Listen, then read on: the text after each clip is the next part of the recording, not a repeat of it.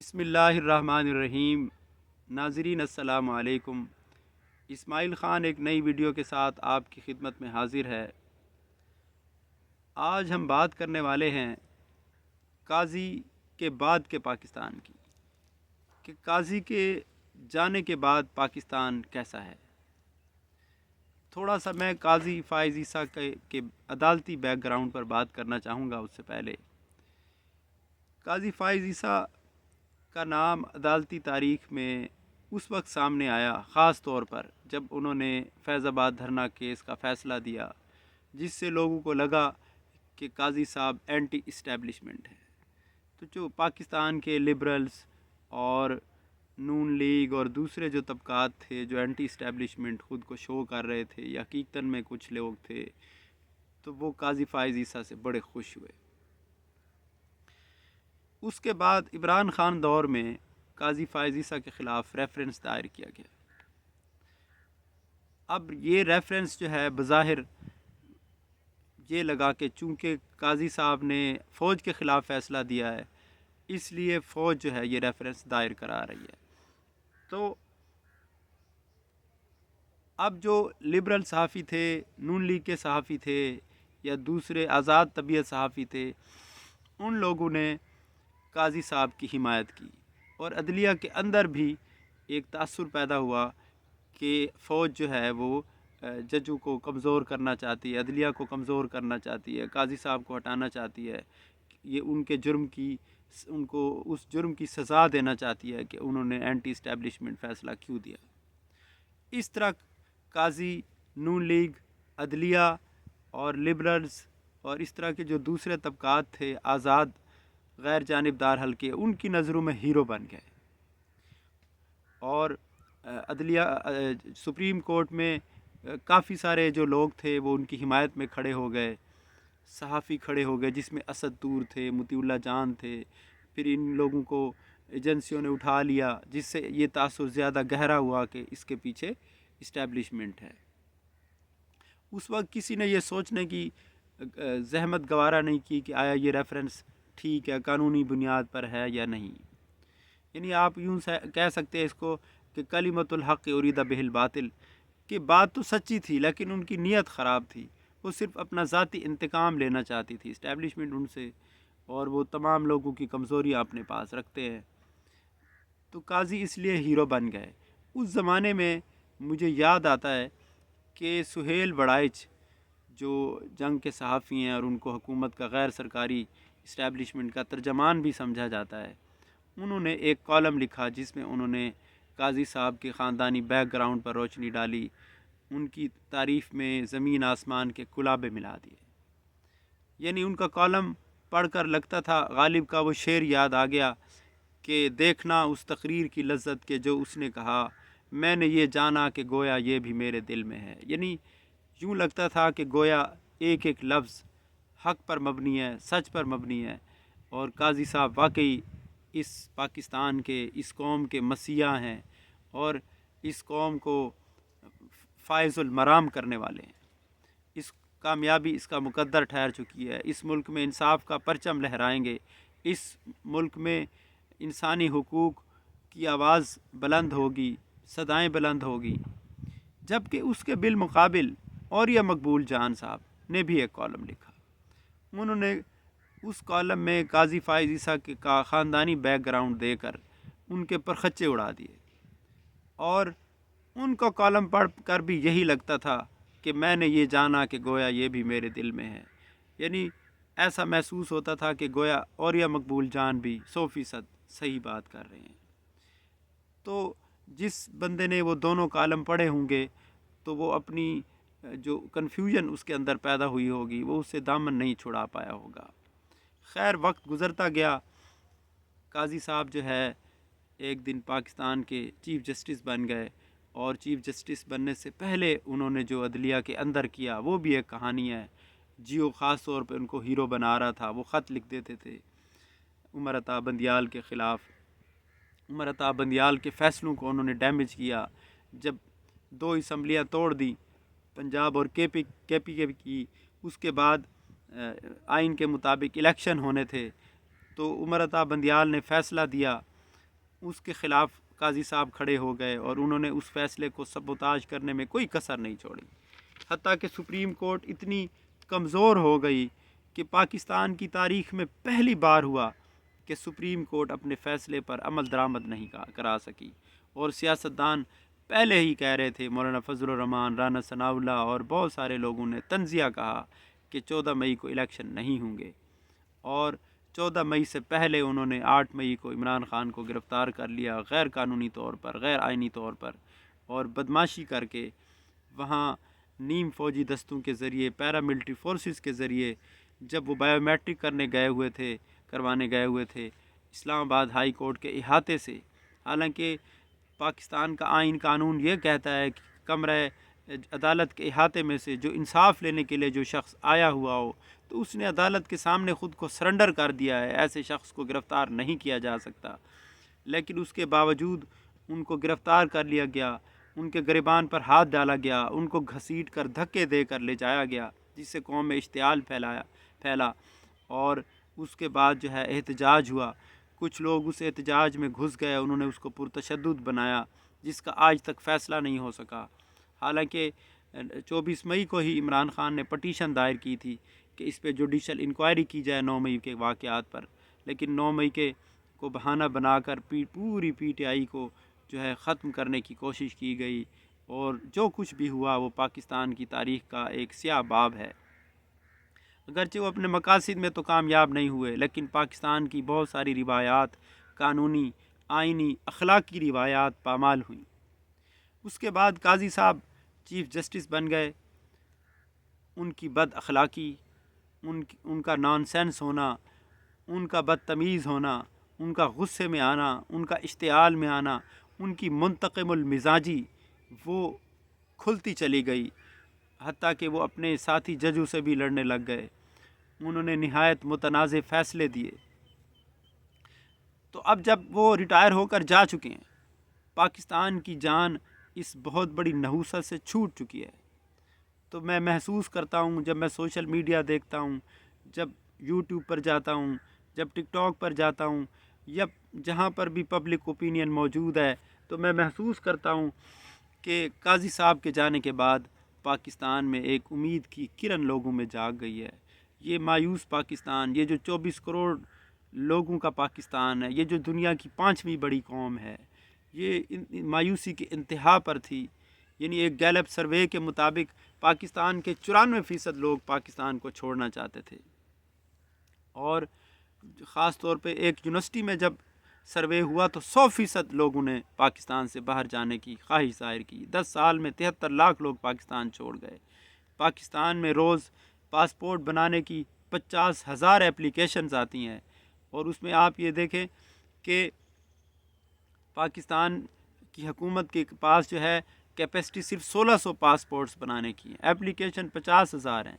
یعنی آپ اس پر غور کریں کہ اتنے لوگ ملک چھوڑنا چاہتے ہیں، لوگوں نے پیسہ یہاں سے شفٹ کر لیا، انویسٹمنٹ نکال لی، ٹھیک ہے، اپنی پراپرٹیز بیچ دیں، اپنے جو ان اثاثہ جات تھے اس کو بیچ دیا، فیکٹریاں شفٹ کر لی، کمپنیاں شفٹ ہو گئیں، 8,000 کمپنیاں پاکستان سے شفٹ ہو چکی ہیں، ملٹی نیشنل کمپنیاں شفٹ ہو گئیں، اربوں ڈالر پاکستان سے نکل گئے لیگل طور پر یا ہنڈی کے ذریعے یا جیسے بھی۔ تو اب قاضی صاحب کے جانے کے بعد کیا صورتحال ہے، اس پر ہم بات کرنا چاہتے تھے، لیکن میں نے بیک گراؤنڈ میں زیادہ ٹائم لے لیا آپ کا۔ قاضی صاحب جو ان کا آخری دن تھا 25 اکتوبر، انہوں نے ایک یادگار تعمیر کرائی ہے سپریم کورٹ کے باہر، جس کو وہاں کے صحافیوں نے، اسد طور نے، موتی اللہ جان نے، ثاقب بشیر نے، اور ان کے جو دیگر لوگ ہیں، انہوں نے اس یادگار کو قانون کا، انصاف کا، آئین کا مقبرہ کہا۔ اور قاضی صاحب جب اس کے دورے پر گئے، اس پہ 12 کروڑ خرچ ہوئے ہیں، تو صحافیوں نے سوال کیا کہ یہ قوم کی امانت تھا، یہ پیسہ آپ کو کس نے اختیار دیا تھا کہ آپ یہ پیسہ ضائع کرتے؟ اور اس پر جو انسانی حقوق تحریر کیے گئے ہیں وہ تو آئین کی کتاب میں درج ہیں، وہ کتابوں میں درج ہیں، تو ان کو دیواروں میں چنوانے کی کیا ضرورت تھی؟ اور اس میں لکھا ہوا ہے کہ غیر قانونی حراست نہیں ہونی چاہیے۔ آپ کے دور میں تو لاکھوں لوگ غیر قانونی حراست میں گئے۔ اس میں آپ نے کہا کہ منصفانہ ٹرائل ہونا چاہیے، 103 لوگ ملٹری کورٹس میں پڑے ہوئے ہیں اور آپ کی عدالت میں کیس لگا رہا. آپ 1 سال سے زائد عرصہ تک چیف جسٹس رہے, آپ نے اس کا فیصلہ نہیں کیا. 103 خاندان اذیت کا شکار ہیں جو ملٹری کی تحویل میں ہیں. اور ان کا کیا جرم ہے جی؟ ملٹری تنصیبات پر حملہ کیا تھا. ان کے ہاتھوں میں کچھ نہیں تھا. وہ کوئی گنے لے کر نہیں آئے تھے, راکٹ لانچر لے کر نہیں آئے تھے, وہ کوئی پسٹل لے کر نہیں آئے تھے, AK-47 لے کر نہیں آئے تھے. خالی ہاتھ نہت احتجاج کر رہے تھے. اور اگر ان کی سزا تھی بھی صحیح, 1 مہینے کی سزا ہوتی, 2 مہینے کی ہوتی, 6 مہینے کی ہوتی, وہ 15 مہینے سے جیل میں پڑے ہیں, انڈر ٹرائل, ابھی کیس شروع ہی نہیں ہوا ہے. اور اصول تو یہ ہے کہ سزا, اگر ان کی سزا بنتی ہے تو سزا دے کے ان کو بری کیا جائے, لیکن آپ اس کیس کو پینڈنگ کر کے چلے گئے. 8 فروری سے پہلے آپ نے سہولت کاری کی, PTI سے انتخابی نشان چھین لیا. آپ نے یہ بہانہ بنایا کہ انٹرا پارٹی الیکشن ٹھیک نہیں ہوئے. انٹرا پارٹی الیکشن ٹھیک نہیں ہوئے تھے, آپ فائن کر سکتے تھے, آپ جرمانہ کر سکتے تھے, آپ کوئی اور پنشمنٹ کر سکتے تھے. آپ کو پتہ تھا کہ الیکشن ہونے والے ہیں, اور نشان کے بغیر بر صغیر میں پارٹیاں زیرو ہو جاتی ہیں, کیونکہ یہاں لٹریسی ریٹ نہیں ہے, لوگ سمبل کو دیکھ کر ووٹ دیتے ہیں. آپ نے آئینی غیر قانونی طور پر PTI سے بلے کا نشان چھین لیا. آپ کا یہ متنازع فیصلہ عدالتی تاریخ میں ایک سیاہ فیصلے کے طور پہ یاد رکھا جائے گا. اس سے پہلے جب جو امیدواران تھے وہ الیکشن کمیشن کے دفاتر میں جاتے تھے, ان سے کاغذات چھین لیے جاتے تھے, ان کو اٹھا لیا جاتا تھا. اس سے پہلے بھی ظلم ہوتا رہا. PTI کو کسی جلسے کی اجازت نہیں دی گئی. 8 فروری کے الیکشن میں آپ کہتے ہیں اجتماع کا حق آپ نے اس یادگار پر لکھوا دیا کہ یہ انسانوں کا بنیادی حق ہے اجتماع کا. تو کیا آپ کے 1 سالہ دور میں اجتماع کا حق حاصل تھا؟ PTI پاکستان میں ایک بھی جلسہ کر سکی؟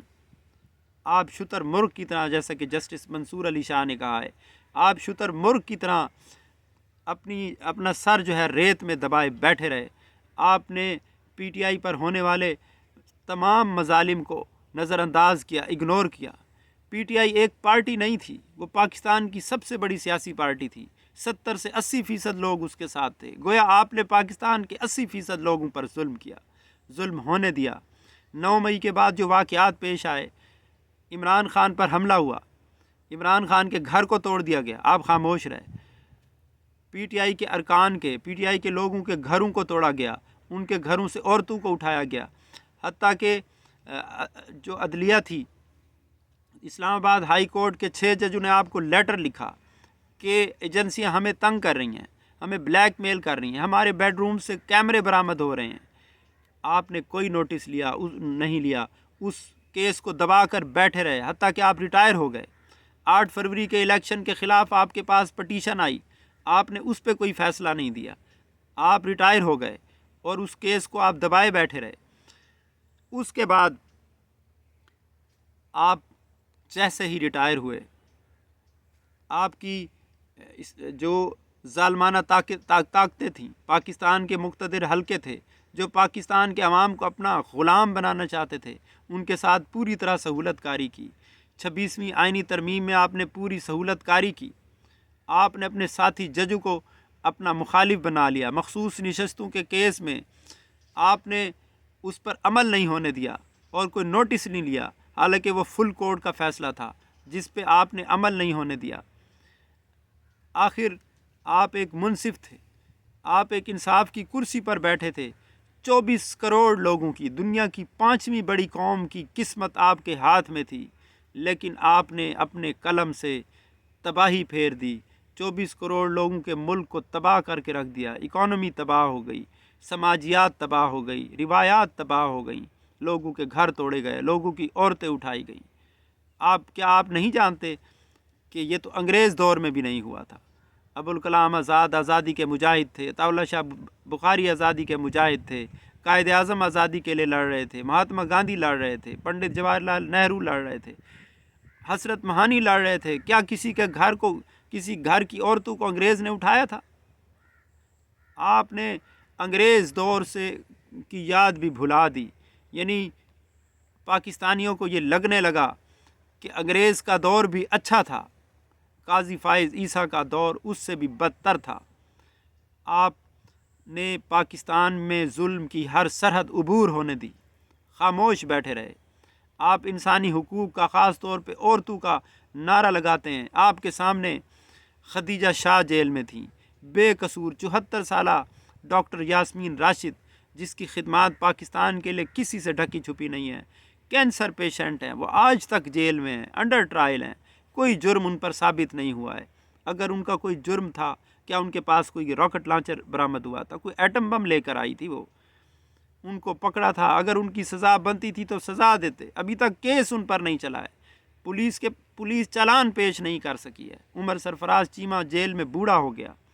کئی لوگ ایسے ملٹری کورٹس کی تحویل میں ہیں کہ ان کے کسی کا باپ مر گیا، کسی کی ماں مر گئی، اور عباد فاروق کا بیٹا عمار فاروق، اس کی ڈیتھ ہو گئی، باپ کو یاد کرتے کرتے چیخ چیخ کر وہ مر گیا، لیکن وہ والد ابھی تک ملٹری کی تحویل میں ہے، وہ رہا نہیں ہوا۔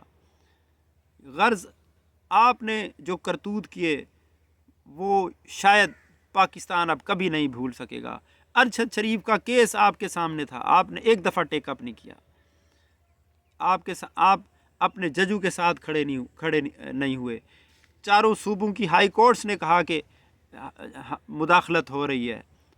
ایک جج، انسداد دہشت گردی کے جج عباس نے آپ کو خط لکھا، وہاں پر آپ نہیں بولے۔ پشاور ہائی کورٹ کے ججوں نے کہا کہ جب ہم انصاف پر آئین کے مطابق، قانون کے مطابق فیصلہ دیتے ہیں تو افغانستان سے ہمیں کالز آتی ہیں، طالبان ہمیں دھمکاتے ہیں۔ آپ نے کوئی نوٹس نہیں لیا، آپ ریٹائر ہو گئے، لیکن آپ نے ان کیسز کو ٹیک اپ نہیں کیا۔ پھر آپ نے پریکٹس اینڈ پروسیجر کمیٹی اس کو تبدیل کروا کر اس کے اندر جسٹس منیب اختر کو نکالا، جسٹس امین الدین کو ڈالا، اس کے ذریعے آپ نے 63A کا فیصلہ دیا، آپ نے لوٹا کریسی کو لیگل قرار دیا، آپ نے ارکان اسمبلی کی خرید و فروخت کی منڈیاں لگائیں، اور لوگوں پر ظلم کیا گیا۔ ان کی کسی کی بیوی اٹھا لی گئی، زین قریشی کی بیوی کو اٹھا لیا گیا، کسی کی بیٹی اٹھا لی گئی، کسی کے بچے اٹھا لیے گئے، لیکن آپ خاموش رہے۔ آپ جو انسانی حقوق کے چیمپئن بنتے تھے، خدیجہ شاہ نے، صنم جاوید نے، طیبہ راجہ نے، عائشہ بھٹہ نے، اور بے شمار کارکنوں کا کیا جرم تھا کہ وہ 13 مہینے، 15 مہینے جیل کی صعوبتیں برداشت کرتے رہے۔ ایک بار بیل ہوتی تھی، پھر پکڑے جاتے تھے، پھر بیل ہوتی تھی، پھر پکڑے جاتے تھے۔ آپ نے اس میں جو انسانی حقوق کا مقبرہ کھدوایا ہے، تعمیر کروایا، اس پہ آپ نے لکھوایا ہے کہ ایک کیس میں 2 دفعہ سزا نہیں ہو سکتی۔ عمران خان کو تو آپ 3 دفعہ توشہ خانہ میں سزا کروا چکے ہیں۔ آپ نے اپنی کس بات پر عمل کیا ہے؟ صرف وہ ایک مقبرہ جو آپ بنا کر چلے گئے ہیں۔ اور آپ یہ دیکھیں کہ پاکستان نے آپ کو عزت دی، پاکستان نے آپ کو قاضی القضا بنایا، منصف اعلیٰ بنایا، لیکن جس دن آپ ریٹائر ہوئے ایک دن بھی رکنا گوارا نہیں کیا۔ ایک دن میں آپ پاکستان سے باہر چلے گئے۔ نواز شریف اسی دن چلے گئے کیونکہ آپ اس کے گارنٹر تھے۔ نواز شریف آپ کے آنے کے بعد نواز شریف آئے تھے۔ آپ نے از خود نوٹس لے کر نواز شریف کی تا حیات نااہلی ختم کی، اس کے سارے کیسز ختم کیے۔ آپ نے نیب کیس پر، جو نیب ترامیم کیس پر نواز شریف کے حق میں فیصلہ دیا۔ آخر ایسا کیا تھا کہ آپ کے جتنے عدالتی آئینی فیصلے تھے وہ صرف نواز شریف کے حق میں تھے، وہ صرف پی ٹی آئی کے خلاف تھے؟ کیا پی ٹی آئی ہر بات میں غلط تھی؟ ان کے کسی مظلوم کا آپ نے ساتھ نہیں دیا۔ ایک وکیل مصطفین کاظمی، اس نے آپ کی عدالت میں آ کے کہا کہ مجھے آپ پر اعتماد نہیں ہے، اس نے آپ سے اختلاف رائے کیا، تو اس کو نامعلوم لوگ اٹھا کر لے گئے، اس پر اتنا تشدد کیا گیا کہ اس کی کھوپڑی ٹوٹ گئی۔ وہ اب انسانوں کو پہچاننے سے معذور ہو چکے ہیں، ان کا ذہنی توازن کھو چکا ہے۔ آپ کے کس کس ظلم کی داستان گنوائی جائے۔ آپ یہ دیکھیں، آپ پاکستان سے فرار ہو گئے پہلے دن، نواز شریف فرار ہو گئے، حمزہ شہباز فرار ہو گئے، اور جب دبئی ایئرپورٹ پر اترے ہیں نواز شریف، چور چور کی آوازیں آئیں۔ جب لندن میں گئے ہیں وہاں شیم شیم کے نعرے لگے، نواز شریف مشکل سے اپنے گھر میں گئے، وہاں پر پاکستانیوں نے ان کے خلاف بھرپور احتجاج کیا۔ جب وہ پہلے 4 سال وہاں مقیم رہے، ہر روز شایان علی اور اس کی ٹیم آ کے احتجاج کرتی تھی، 4 سال تک احتجاج ہوتا رہا، لیکن نواز شریف ٹس سے مس نہیں ہوئے۔ ان کا ضمیر اتنا مردہ ہو چکا ہے کہ لوگوں کی چیخ و پکار، ظلم، قتل و غارت کچھ ان کو سنائی نہیں دیتا۔ کیا آپ کا فرض نہیں تھا کہ آپ ارشد شریف کے قاتلوں کا سراغ لگاتے؟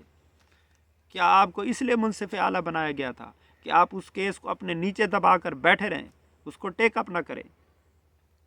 اور خواجہ آصف کہا کرتے تھے کہ اکتوبر میں جب منصور علی شاہ آئیں گے جسٹس، تو پھر ہماری حکومت ختم ہو جائے گی، اس لیے آپ نے 63A کا فیصلہ دے کر ارکان کی جو خرید و فروخت ہے اس میں مدد دے کر 26ویں آئینی ترمیم کروائی، جس میں آپ ایکسٹینشن لینا چاہتے تھے۔ لیکن اب تو آپ کو پتہ چل گیا ہوگا کہ آپ کو ٹیشو پیپر کی طرح یوز کر کے اگلوں نے پھینک دیا ہے۔ آپ جو خواب دیکھ رہے تھے کہ آپ ایک آئینی عدالت کے جسٹس بنیں گے اور 3 سال پاکستان کے سر پر دوبارہ ناچیں گے، تو آپ کو اب تو سمجھ جانا چاہیے اور اپنے گناہوں کا اقرار کرنا چاہیے، قوم کے سامنے بھی اور خدا کے سامنے بھی۔ اور آپ مانے نہ مانے، تاریخ میں لکھا جائے گا، آپ عبرت کی مثال بن چکے ہیں، آپ ایک سبق بن چکے ہیں، آپ تمام ظالموں کے لیے ایک میسیج بن چکے ہیں کہ جو بھی ظلم کرتے ہیں، جو لوگ بھی معاشرے کے بگاڑ میں حصہ لیتے ہیں، ان کا انجام برا ہوتا ہے۔ آج تک کے لیے اتنا ہی، انشاءاللہ ملتے ہیں نیکسٹ ویڈیو میں۔ اللہ حافظ۔